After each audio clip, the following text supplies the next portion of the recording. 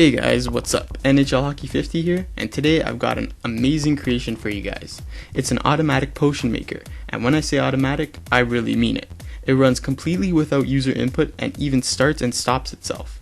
The good thing about this potion maker in particular is that it even runs on most servers that have restrictions on hopper speeds, so not only can this work on single player, it also works perfectly on multiplayer servers. I'm first going to explain exactly how this works, and then we'll build it. We'll be making splash potions of harming 2, which requires 5 ingredients, and this would be the ideal potion to kill spiders in a spider spawner farm. We'll start off with a general overview of the system. So first, water bottles will be in this chest, which will then be carried into this hopper and finally put into the brewing machine.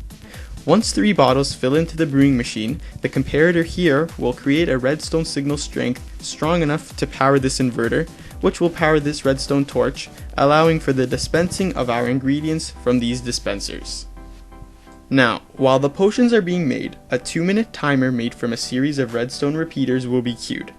Once 2 minutes is up and the potions are completed, this signal will turn off, making the potions exit from the brewing stand and into the hopper, then into the chest, and this signal over here will turn on, preventing any new water bottles to enter. Finally, after another 2 minutes, the timer signal will stop and the machine will start again from the beginning.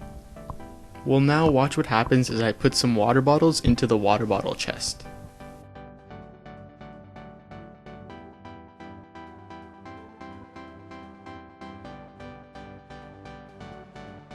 The ingredients enter the hopper and the potion begins to be created.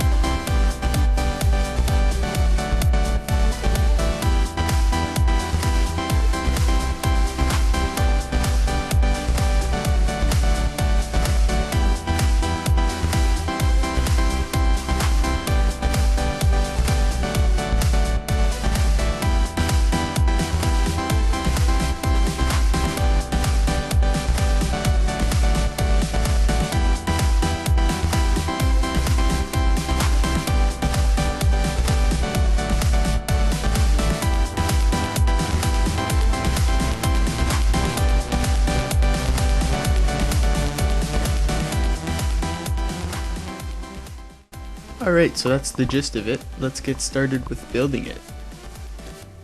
We're going to start off by building the front part, which includes the brewing stand, the hoppers, and the chests.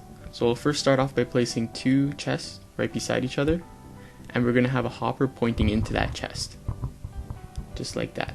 On top of this hopper is going to be a brewing stand, and pointing into the brewing stand from the right is going to be another hopper. Directly on top of this brewing stand is going to be another hopper as well. And on top of this hopper is going to be a double chest. Okay, so that is the front of the contraption. Alright, so the next part is the dropper area, and for this we'll need 1 water source, we're going to need 5 droppers, and lastly a fence piece.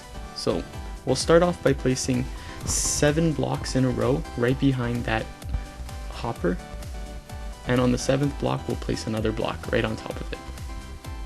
So on the left side we're going to create kind of like a wall-like structure with whatever material you want. And on the right side we're going to have all of our droppers. And they're going to be facing inwards. So we'll start off at the end and we're going to place 4 droppers in a row facing in.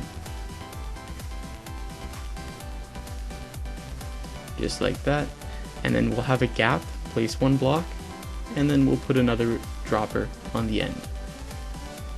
Alright, we're now gonna need to put a fence piece right on top of that hopper, and we'll do that right now.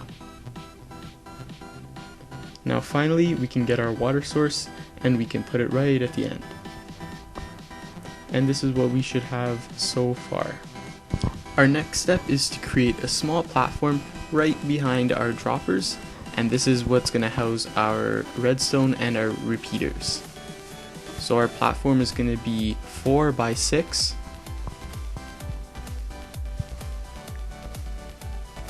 Alright, one more layer back there. So the outermost dropper is going to be directly connected to a redstone line. So we can go ahead and place that redstone line right now. Just like that.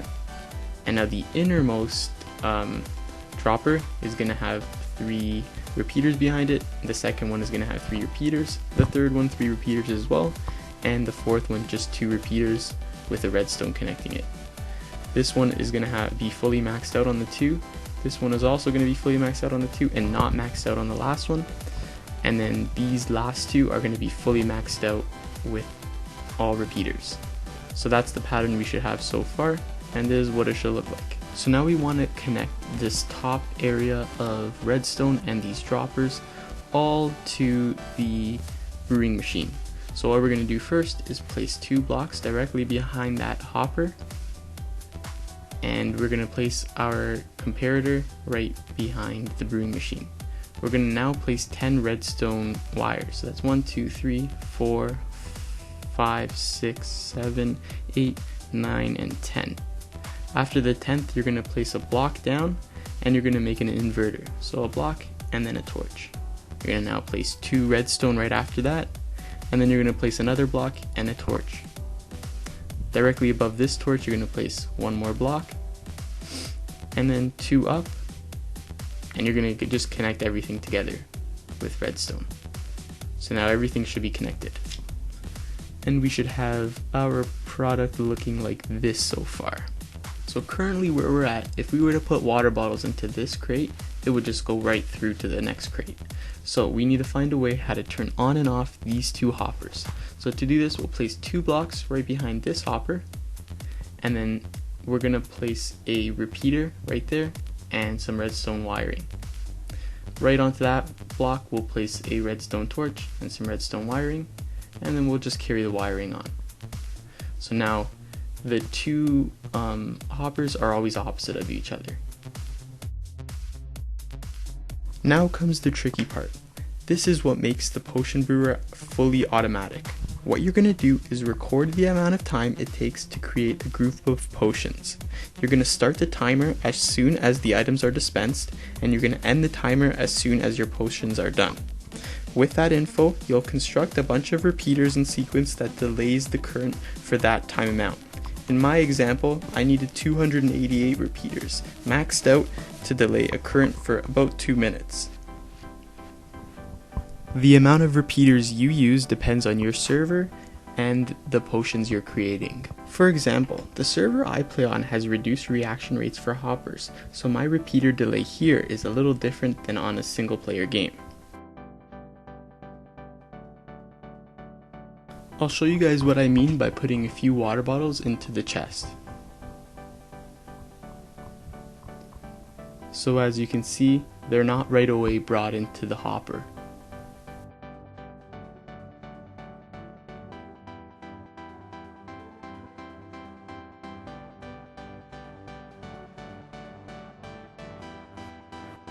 This delay can also have an effect on the order of ingredients in each of the droppers.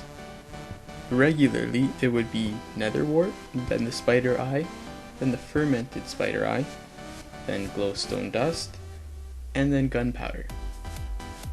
But in this case, we now have nether wart, spider eye,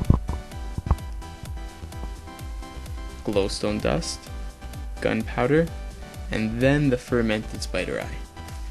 And I'll show you why in a second.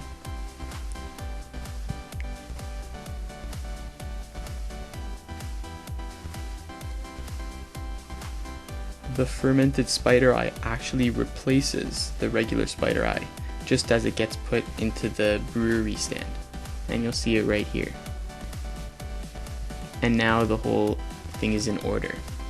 Alright, we're going to do one last step, and that's making this outer wall a little bit taller so no ingredients accidentally come out. So we'll just go ahead and put one more layer up, and now our creation is complete. Alright, well that concludes this tutorial. I hope this helped you, and good luck with building your automatic potion brewer.